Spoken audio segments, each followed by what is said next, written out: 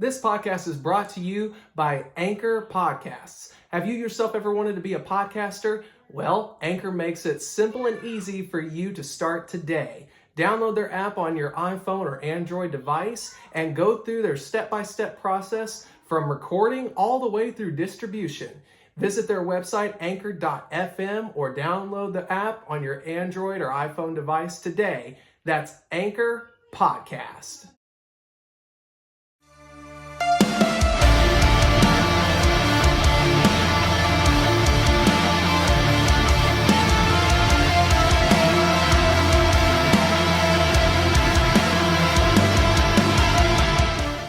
What's up, y'all? Travis Fowler Harkrider back again this week for another edition of the Four Corner Podcast. So, as I always say, let's not waste any time. Let's jump right into this week and talk about wrestling. So, this week, Raw, SmackDown, Dynamite, Impact Wrestling all had its decent fair share of moments. The Cody Rhodes stuff on Raw and honestly SmackDown, which we'll get to here in just a minute, it's been great. I love that they did exactly what I was hoping they would do after Cody Rhodes won the Royal Rumble, which was from Rumble to Chamber, you sprinkle just a little bit of Cody and Roman throughout the build to Roman and Sami, just so that you keep it fresh in your mind. And then you hit it with the full-on rivalry and the build from Chamber to Mania, which is exactly what they've done. And they've intertwined Sami's, KO, and Cody's issues all into the one huge storyline, because it's like these three versus the Bloodline, and the specific three of the Bloodline, the Usos and Reigns, which is perfect. That's exactly what I was hoping they would do. That would be a great way to build up intrigue for Mania in both matches, and they have done that. So I'm happy that that's the route they went, because to me that was the more organic and I think obvious route that you should go. So the stuff on Raw that they started with is great. Love that they did that. Of course, they led that into SmackDown, where we saw on Raw, Jey Uso kicked Sami in the face, which I told everybody, and a lot of people that had common sense knew it was coming. It was eventually going to happen, but they did great on the embrace and then the kick afterwards. It was all superb storytelling, only for them to lead into SmackDown, and the main segment in the show was, why did Jey do it? And he did exactly what he was supposed to do. He chose family. That's exactly what the whole Bloodline is about, is you're choosing family over everything else. And that's what has happened. Of course, everybody knows the main underlying story with the Bloodline is it's everything that has to do with Roman and what's best for Roman, not best for the family. So all this is working out perfectly. I love what they've done with it. The Judgment Day and Mysterio stuff and Charlotte Flair stuff is going okay. Like I was stating on a couple episodes back, they had talked about Ripley and Flair doing the main event of night one for Mania. And I'm sorry, it's not really doing it for me as a main event level match, strictly because it doesn't have that important feel to it. And still it doesn't. Even after SmackDown, it still doesn't feel like this is main event worthy. What's main event worthy is the Usos versus KO and Sami. That has the big momentum to lead into night one, and night two should finish out with Cody and Roman. So I really think that's the route they're going to end up going, as they should. But still, Ripley and Flair are doing decent to make it just a straight up, hey, who's the better of the two? And that's okay to do that in this situation, because they both can go. They had a great match at the, I guess what we can call pandemic WrestleMania 36. It was good. It was a great match, actually, but nobody really is going to go back and watch it. I haven't gone back and watched it, and I enjoyed it when I watched it the first time. So this is going to be a better outing for both women, going to be a much better showcase of both women against each other. I still wish it would have been Bianca and Rhea, but I understand why they've gone this direction. Bianca and Asuka is still going to be good. Of course, we also saw the Fatal 5-Way to determine the number one contender for the Intercontinental title, and that ended with McIntyre and Sheamus somehow both winning, which the fans were chanting it. I was hoping they would go this route. It's the triple threat between those two, Sheamus, McIntyre, and then Gunter defending the title is what they should do. As we saw, though, they've announced Sheamus versus McIntyre for next week's SmackDown to determine who is the rightful number one contender. Hopefully that also ends in a schmoz because it really just needs to be a triple threat. That's what people wanted. That's what's been reported, has been in the talks for the last month or so.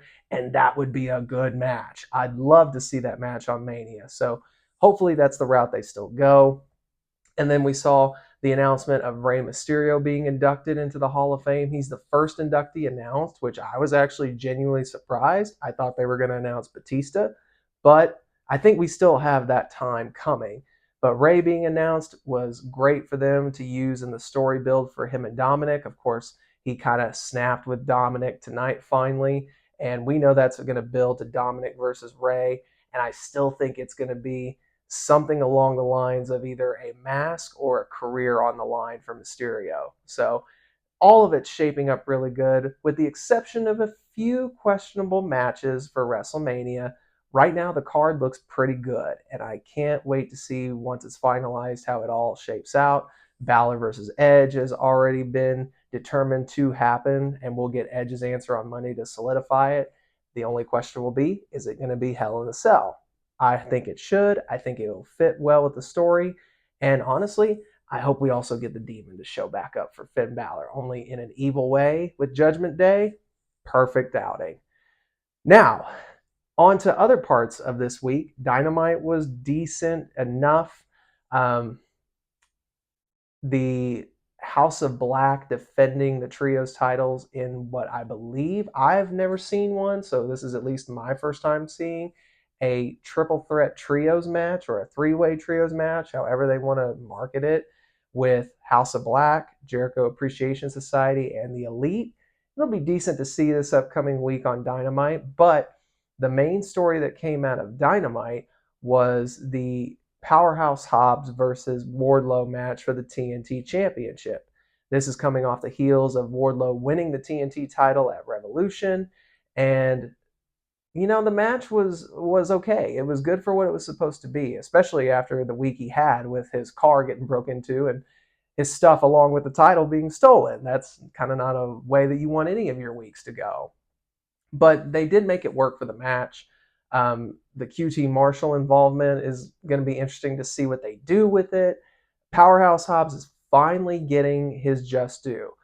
However, the TNT title situation is something that I want to address, but I'm going to hold off on that because I also want to talk about the Bryan Danielson situation and the promo he gave after the match with MJF.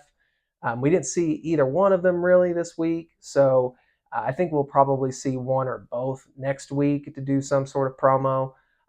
Right now, the main focus, it looked like, was them building for the Blackpool Combat Club versus Dark Order and Hangman Page. I think that's set for Rampage. Unfortunately, I don't watch Rampage for most of you Rampage fans, which I don't know how many people there are, because pretty much people feel like they've cast that show aside as not even a B-list show, but almost a C or D-list show. On one of the channels I watch on YouTube, they refer to it as like the Velocity for AEW, and that's a pretty accurate statement, unfortunately, but it is what it is. And by the way, if you haven't tuned in yet, which I'll be the first to admit, I haven't watched this week's Ring of Honor, but what I have gotten around to watching is Impact this week. And if you're not watching Impact, you really should, because right behind WWE, Impact Wrestling is there with storytelling. They do wonderful stories with great character build. I'm telling you, if you haven't watched it, it's worth you checking out. If you can find it on your local channels through your cable provider or satellite provider. If not, look for some ways to watch it through the internet. YouTube, they offer a subscription to Impact Wrestling. It's called Impact Insiders, I believe. You pay a fee and you get the show right then and there for that week. When it debuts, I should say. Not like exactly right then and there, but I think you get what I'm saying. It's worth it. Impact is putting on a great product. They're doing great with their characters and stories. They also have great wrestling matches that was showcased even this week when it was Jonathan Gresham versus Kushida in an awesome matchup there. And honestly, I just think they are hitting a stride again. They've been on a good roll since last year. Back when I did a different version of a show on this YouTube channel, I did nothing but brag about Impact. So if you haven't checked them out yet in a couple of years or even just recently, do yourself a favor and tune in because they're putting on great wrestling matches as well. Now that that's out of the way for the weekly recaps, let's go ahead and discuss the TNT title situation, or what I've seen pegged as the hot potato title this past week, because it legitimately has felt like that over the last at least 6 months. We've had Darby Allin as a champion. We've had Samoa Joe as a champion. I believe he had it twice. We now had Wardlow as champion, and now we have Powerhouse Hobbs as champion. And according to reports, Powerhouse Hobbs was the end game all along. And if that's the case, then honestly, you still did a pretty cruddy job of getting to that ending, because all you did was weaken the prestige, which was minimal already, for the TNT title. First off, you have a title named after a network that you don't even really defend the title on. The TNT title is mainly defended on Dynamite, which is on TBS. And to the flip side of that, the TBS title is usually defended on TNT. I think my first advice would be change the name of the championship from the stations that they are on. And if you're not going to do that, at the very least, make sure that the titles that have those stations' names on them actually defend them a lot more on their respective channels. Because to me, if you're going to do this, then you need to make sure it's featured on that channel. There's a reason you're calling it that belt, the TNT title or the TBS title. So you should actually utilize it for what it's supposed to be, defended on the channel that the show is on. But honestly, they haven't really made the TNT title something that's worth having. It's not been built well, in my opinion, at least over the last few months. They see it as like their Intercontinental title, which that's funny that now they're changing the All Atlantic title to the International title, because what, you don't want to use Intercontinental? Okay, but you know that's the direct comparison they're going to get. But even then, that title's not a secondary title, really. The TNT title doesn't feel like a secondary title. Really, if they want to start establishing some of these championships as prestigious, then start treating them as such, because I don't think you've done a good job of doing so on the AEW side. That's just my opinion. Take it for what it's worth. While we're still on AEW, though, Ring of Honor, since that is basically an extension of AEW at this point, my buddy Robbie, shout out to Robbie, brought up something that I didn't really think about. But the promo that Bryan Danielson gave in his, pre-recorded interview that took place after the Iron Man match on Sunday, which, by the way, Iron Man match for the Revolution pay-per-view, it was a good match. The whole pay-per-view was actually pretty decent from top to bottom. I will say that the Iron Man match between Danielson and MJF is not the same or better than Shawn Michaels versus Bret Hart, the original Iron Man match. To me, it's just not. That match, to me, can't be touched, but that's just one man's opinion. I digress and move forward. But Danielson made a comment about it's time for him to go home. Now, I took that as in maybe he's actually going to go physically home and like, I'm too beat up and I'm ready to rest up for a little bit. But then my friend Robbie brought up a point of maybe he's going back to Ring of Honor. And I don't think that's a bad idea, because you already have Samoa Joe over there. You have Claudio Castagnoli over there as their current top champion.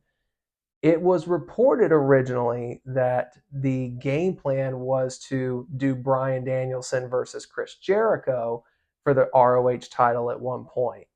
Back when Jericho was doing his whole I'm taking out Ring of Honor champions. And I don't think that would be a bad idea to put Danielson on the ROH product. He's a big time name that you can put back onto a show that he is familiar with, because he made a legacy in ROH like Samoa Joe did and several others to boot.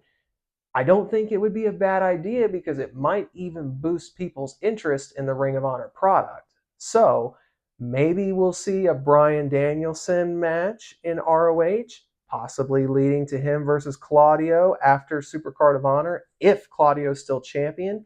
And maybe, just maybe, with Forbidden Door around the corner, we'll finally get what we're waiting on, which is Bryan Danielson versus Zack Sabre Jr. One man can hope at this point. Now, I want to correct something because last week I talked about what some of my favorite WrestleManias were. And I mentioned, if you missed it, my 5 WrestleManias from 5 to 1 were 38, 23, 30, 19, and 17, or X7, if you will.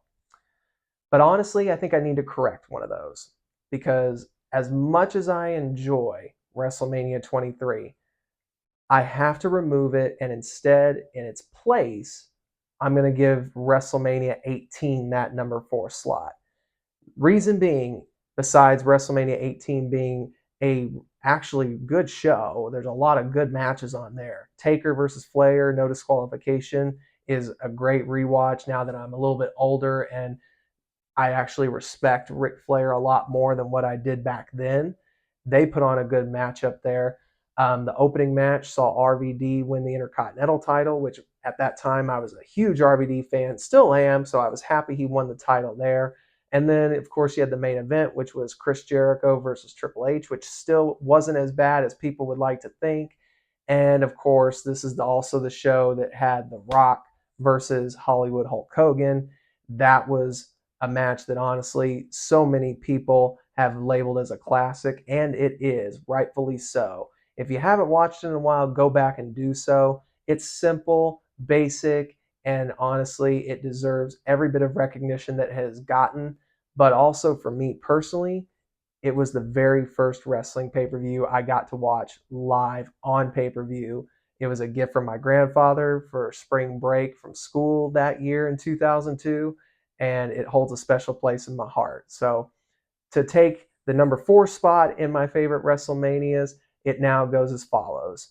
You have WrestleMania 38, WrestleMania 18, WrestleMania 30, WrestleMania 19, and WrestleMania 17.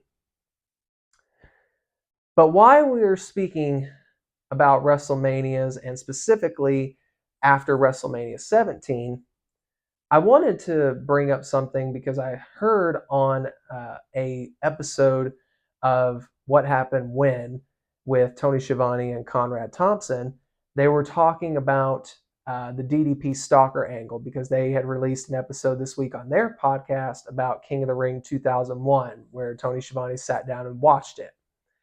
And it was an old show from a few years ago, but listening to it, they brought up how the DDP Stalker angle was the drizzling-ish. And I agree, in the overall it was.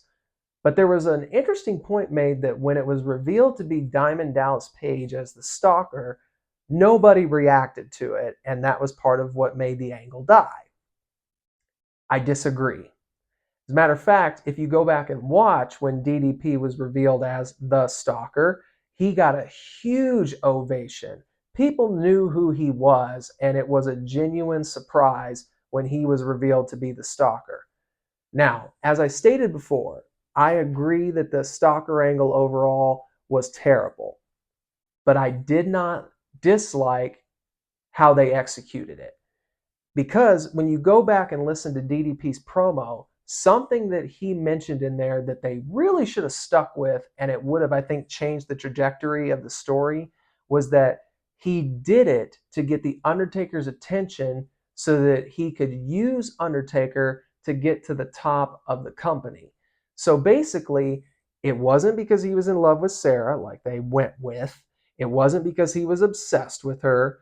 It literally came down to the simple fact that Undertaker makes people famous, so I'm going to be that next guy, and I'm going to prove that I belong here, and I'm going after the top dog to get the recognition I deserve. If they would have stuck to that, DDP's Stalker angle would be looked at not only in a different light, but I think his success would have been different as well. Had they not gone with the I'm obsessed and in love with Sarah route that they ended up doing, that's what ended up killing his momentum.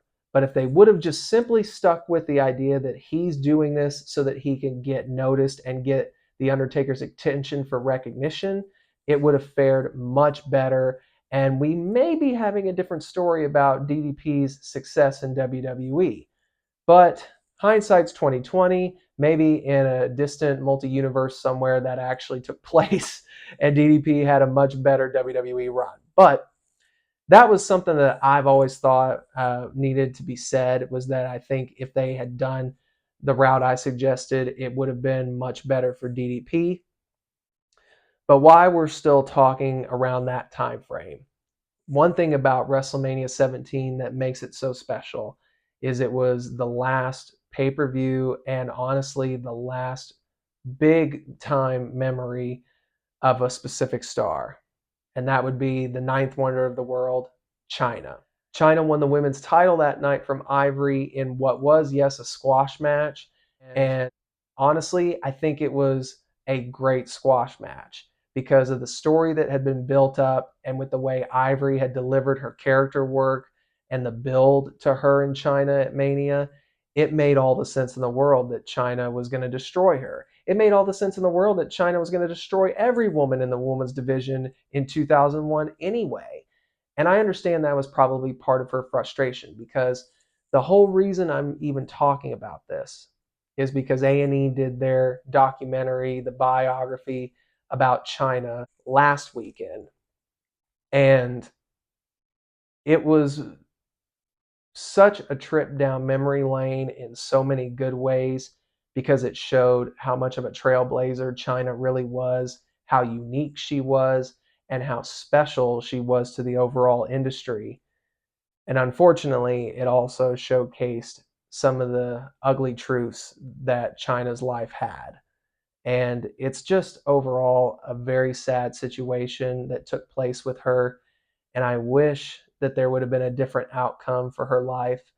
But when I tell you guys you should watch this biography, I mean that times 10. It is the most complete biography that I've seen probably to date of this biography series for WWE. They didn't leave anything out. They talked about the good, they talked about the bad.